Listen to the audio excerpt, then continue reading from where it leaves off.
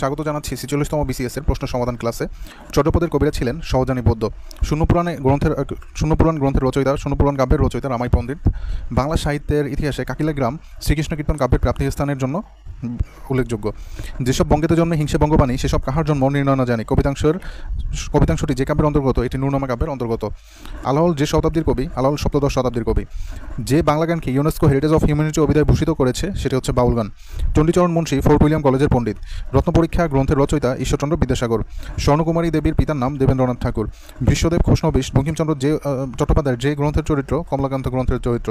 দীনবন্ধু মিত্রের নীলদর্পণ নাটকের ইংরেজি অনুবাদক মাইকেল মধুসূদন দত্ত। রঞ্জন চরিত্রটি রবীন্দ্রনাথ ঠাকুরের যে নাটকের? রক্তকরবী নাটকের। তৈল প্রবন্ধটি লিখেছেন হরপ্রসাদ শাস্ত্রী। নাম লিখেছি কোমলগন্ধার কাব্যের রচয়িতা বিষ্ণু দে। ওমন রমজানের ওই রোজার শেষে এলো খুশির ঈদ গানটির রচয়িতা কাজী নজরুল ইসলাম।